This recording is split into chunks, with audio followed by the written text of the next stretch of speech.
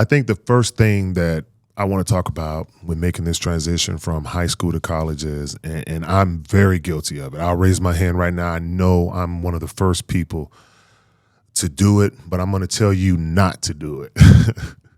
And that is stop reading magazines. Stop reading about what rank your kid is. Stop reading about who's ranked over them because it will drive you nuts. My son's first year in college, when he got down to U of A, I was just looking at all the kids that were in state that were ranked above him. I mean, you're talking about a kid who led the state 2 years in a row in sacks, who arguably, I feel, is one of the best defensive players to ever play in the state of Arizona, that was a 3-star. And you hear 3-star and it's like, but that's just somebody's opinion. That is some sports writer who's probably never seen your kid play. They don't know much about them. They read other little articles and they're like, oh, okay, well, we'll give them a 3-star. We give a kid a 3-star because we're not really sure. So we can't mess up putting him at 3-star. That's very safe. But it drove me crazy his senior year that he was a 3-star. And here you have 4 other kids in the state that are 4-star, 5-star, the number 1 recruits. And you're like, this kid, I've seen them play. Like they're not as good as my kid. So I understand as a parent when you see how hard your child works to achieve their goals, and for somebody to come along in some kind of publication or some kind of magazine who doesn't even know your kid, and they start assigning these titles to them. Oh, he's a 3-star. Well, he's good, but he's too small. And it's like, have you ever watched these kids play? Have you really gone to a game and said, wow, that kid can play some football? You're ranking kids that live on the West Coast to kids that live on the East Coast. How do you do that? Are you going to those games and you're like, wow, this kid is a great defensive lineman, but this kid over here in Texas is way better? So those are things that I know for a fact that parents fall into that trap because I did it. I still am to this day. I look at rankings sometimes. I'm like, see, all 4 of those kids, were ranked over my son, but my son played as a true freshman. He's going to be starting as a sophomore this year. So you get caught up in the wrong things, and I think that can drive, push you to push your kid in a certain way, and then they start worrying about it. So as a parent, as a former player, somebody who's been through, who has a child has gone through it, please don't worry about the rankings. If your child can play, schools are going to find them. They're going to come find them. They have departments that are set up for this, okay? You don't need to go out and spend a ton of money on these, other entities that say, oh, we can get your kid recruited. We can get your kid a scholarship. No, they can't.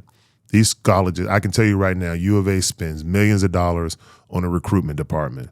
They are not going to go talk to some third-party entity and say, well, what do you think about Deuce Davis? What kind of player is he? No, they don't trust him enough to do that. So once again, it preys on our vulnerabilities of, well, my kid's a 3-star. How do I get them to the next level? How do I get that 4-star? How do I get that 5-star? And I'm here to tell you none of that matters.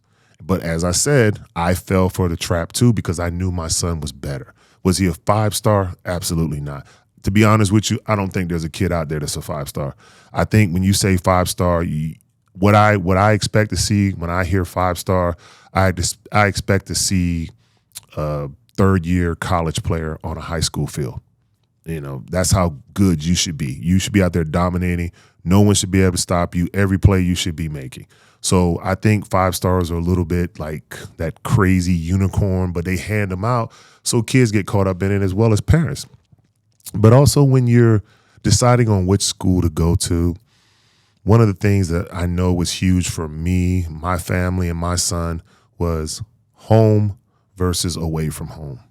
Your first year when you're in college, that's a tough time. That is a very difficult time for any child to deal with and be a part of that because you've never been away from mom and dad. You are 100% on your own. You're paying your own bills, and especially with NIL money, now you have to deal with finances. You go from a kid who mom and dad were putting money in your account, now all of a sudden you're getting a check for $5,000, $3,000, $2,000. People are paying you money to come and talk to them and talk to their people and talk to their kids. So now you have a job. Like not only is your job class and football, but now you have other responsibilities with this NIL. And that's in a topic, that's probably a whole nother conversation in itself that I could go on for hours about the NIL and what it's done in the transfer portal, what that has done, I feel like, to college. But staying on track and just kind of giving you pieces of advice and pieces of wisdom as far as when it's time for your child to choose where they want to go to school, does your kid want to play or do they just want to be on the sideline?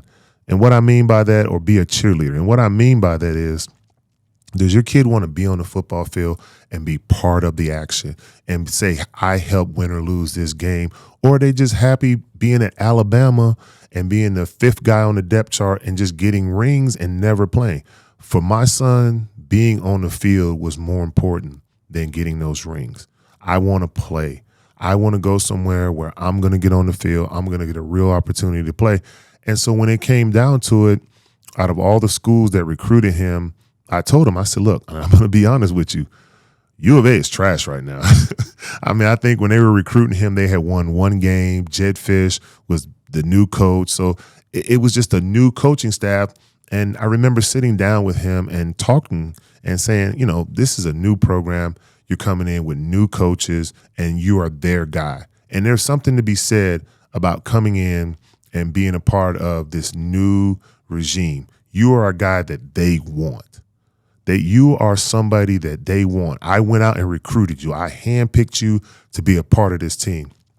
Because the way things are now, when you get these new coaches coming in, older guys know, well, you know, I'm not one of their guys. And that's a very real thing. So you want to, if you can go somewhere where there's a new coaching staff, where they're building a whole new scheme or they're building a whole new environment, you can be a part of that. And that was something big for my son going down to U of A, because he could help be a part of something important. He could help bring this school back to the Desert Swarm days when, you know, the stadium was packed and we were going to bowl games. And I think that's what they have accomplished down there, and that's what they're moving towards. Like I said, when he was being recruited, they were 1-11. You know, his freshman year, they go 5-7. So they're moving in the right direction. He played as a true freshman. I mean, he came in probably at 190 pounds, maybe 200 pounds as a true freshman, defensive end, and his work ethic, what he did in the classroom, what he did in the weight room, what he did in film study, it all caught coach's eyes. He wasn't kissing butt. He went in there and he worked hard. You know, if he had to do 10 sprints and you had to come in and 15 seconds, he was coming in 14 seconds, 13 seconds. Those are the things that are going to get you noticed. It's not having mom and dad beat down somebody's door. Why isn't my kid playing? Your kid has to learn how to stand up for themselves and do what's asked of them. And, you know, I also think that D1 football becomes overrated. It's just like the star system. Is it D1 or bust for your child? Do you feel like, well, if my kid doesn't go to a Power 5 school, then they're not very good? There are a lot of NFL players that didn't go to the Alabamas, the Georgias, the Ohio States. You know, they went to smaller schools. But if you can play, they're going to find you. And I think that a lot of kids get caught in, I'm being recruited by Alabama. That's awesome. That's great to put it on your social media. And, oh, you know, I'm blessed to get an offer from Alabama. But Alabama is Alabama. It's Georgia. Those schools keep talent rolling in. And it's like once you get there and you realize, like, wow, I'm never going to get on the field, or I'm not going to get on the field until my junior year. That's a long time versus going to Appalachian State. I mean, I'm just throwing a name out there. You know, your kid may be somebody who is up here as far as talent, and Alabamas and the Georgias are coming after them. But is that going to give them the best opportunity to get on the field and be seen? And I think that as parents, as players, we get caught up in, I have to go with what a big name is. Because now I see some of those same kids that I was talking about earlier, those 4 kids that were above him, 2 of them have already transferred after their freshman year. You know, the other 2, you know, who knows what's going on. They redshirted, they didn't get to play. So I just feel like my son, the decision that he made and where he went was good for him, and he's prospering because of it. He didn't go there with a long line of people. And, you know, and some people may say, well, I want competition. I want to get on the field. Okay, well, there's always going to be competition. Let me tell you, when you're in a Power 5 school, there is competition. There's always going to be competition. These coaches, they get paid to win. They get paid to put the best players on the field, and they get paid to win games. So I'm not just going to put a kid out there because, oh, well, this is the best we got. I mean, sometimes that happens if that's all you have, but don't feel like if I don't go to Alabama, then, oh, well, then, I don't care, whatever. You need to go somewhere where they want you, where they feel like you can really help this team and you can be a part of something special and you can start. You can be on the field and play, because at the end of the day, I don't care who the kid is or what they say, they want to be on that field. You want mom and dad to see you on that field. I can't tell you how great it feels when I see my son run out that tunnel and I know he's going to get in the game. And then when he's on the sideline and it's the first quarter after about 2 or 3 minutes and all of a sudden 99 is running out there on that field. It's such a great feeling because now he's close to home. He's at a school where he's going to play. And as a parent, you're sitting there like, wow, this is awesome. And I love this. And this is so great. So when you make these decisions about school, there are things that don't get caught up in the glitz and the glamour. Think about what's best for you as a parent and as for the kid, because you're all going to be in this together. This transfer portal has made it so easy for kids to be like, well, I had one bad experience, so bye, I'll catch you later. And I don't think that's what they need to do. And I think that if you made better decisions and more informed decisions in the beginning, you wouldn't have to deal with that. Don't run for the glitz and the glamour. Sit down with your child, sit down with your parents, and come up with a list of what am I looking for in college? And then go from there, because you'll find that what you're looking for, every college can offer you that. Well, okay, do I have to wait until my junior year to get on the field over here at Georgia or Alabama? Or I can go somewhere like a Colorado, or I can go to U of A, and I can go to this school that's still going to give me the same exposure, but now I have a better opportunity to get on the field. And I think that's, as parents, we need to be more involved, and we need to understand that these things are more important. Let's not get caught up in how many championships you win. I played college football and never once won a championship. I don't have any championship rings to show for it, but I have a whole lot of film to show. And when my son gets to talking trash, I can always pull up stuff. So when you decide to go to college and you make that and you're being recruited and these colleges want you, remember, you want to go somewhere where you're wanted, where they really need you. Is being close to home important, or is that not important? These are all the kind of factors that need to go into this decision that you make before you make it. And don't be afraid to reach out and talk to people. Hey, mom, dad, this coach said this. Is this true? Is this not true? Because they will use all kind of tactics to get you to sign fast or make a bad decision. So I guess if I could just leave you with some parting knowledge or wisdom, one, don't get caught up in the rankings, parents. And I'm speaking from experience. And take it from me, I'm still dealing with it to this day, because I still look at the internet and I'm like, oh, see, those kids were ranked over my son, but look what my son's doing.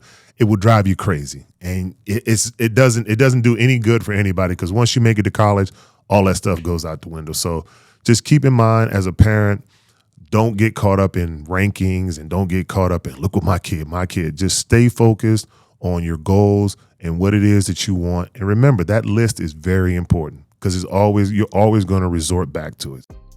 Thanks for tuning in to The Route. Don't forget to subscribe and connect with us on socials for exclusive updates.